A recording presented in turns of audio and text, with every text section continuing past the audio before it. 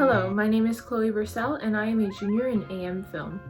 And today I will be presenting what I explored in mockumentary screenplay.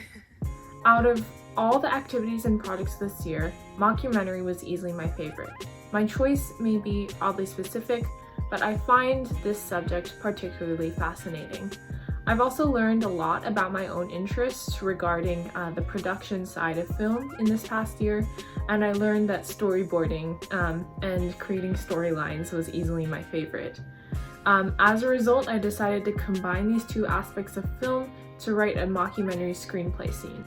For anyone who does not know, a mockumentary is a comedic film describing fictitious or parody events that are edited and written as though it is a serious documentary. They are often used as a social commentary and are popular because of their relatability to the audience or lack thereof. Perhaps one of the earliest examples of this concept would be Louis Buñuel's Land Without Bread or Orson Welles' 1938 radio broadcast, The War of the Worlds. The term mockumentary originated from 1960s cinema verite, but it was actually popularized by Rob Reiner, the director of Spinal Tap in the mid-1980s. Documentaries have been very popular ever since, both in sitcom form with shows such as Brooklyn Nine-Nine and The Office, as well as films such as Borat and Best in Show. This is what separates mockumentary from a regular comedy, and is the reason films such as Borat are so funny. In narrative film, there's a very specific format that is implemented in writing, which is extremely important to follow and understand because every aspect of the show is scripted and planned. However, mockumentary makes this a challenge, considering that it takes after documentaries and is intended to be at least partially improvised. The fundamental difference is that in mockumentary, we write two scripts, the post-shoot and the pre-shoot. The pre-shoot is generally less specific and more of a map of the plot, while the post-shoot includes specific lines and cuts.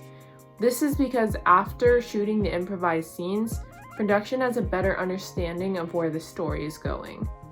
However, the format is still necessary and used universally. A breakdown of a page of screenwriting may look like this. The slug line, which tells readers where specifically a scene takes place, including location, whether it takes place indoors or outdoors, and what time of day. Following slug lines are action lines, which describe in detail what the writer will see and hear in the final cut, all in present tense. Then there's dialogue and extensions, which describe how the dialogue is heard technically, and not to be confused with parentheticals, which describe how an actor is supposed to perform the dialogue. There are also transitions, which describe the kind of clip cut you want the editors in post-production to create. Similar to slug lines, there are subheaders that describe the changes in location during the scene. Finally, shots describe the technical angle you want the cameraman to use. So in order to create my mockumentary screenplay, I needed to find inspiration. One common source of inspiration for many mockumentaries is common life, everyday events, and universal experiences. I instantly thought of school, and while my homeschool has been extremely boring this past year, freestyle has been far from that. Film class in particular is the perfect subject for a mockumentary screenplay scene. I then developed a pre-shoot script, or the outline. With the permission of a few other juniors in film, I interviewed Daria and Dana about 3 film class related topics as a way to get inspiration for the subject at hand, as well as to practice improvisation, which is so critical to the point of mockumentaries. I then wrote 3 short 1 to 2 minute scenes in the style of mockumentary screenwriting. If you look at the mock-up scripts I created and passed out to you, you can see a section of the post-shoot script labeled Testimonial for each of the 3 scenes that are blank.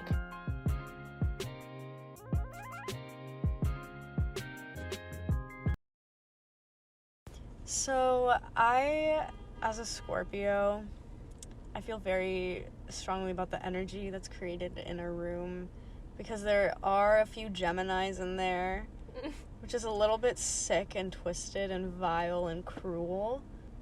But yeah, it's a little bit scary. I don't know how I feel about Capricorns. A lot of them are very hit or miss, especially male Capricorns. They scare me a lot. Yeah. It's the same thing with like Gemini men and Capricorn men and Scorpio men. They're the scariest people. And Aries men are a little bit scary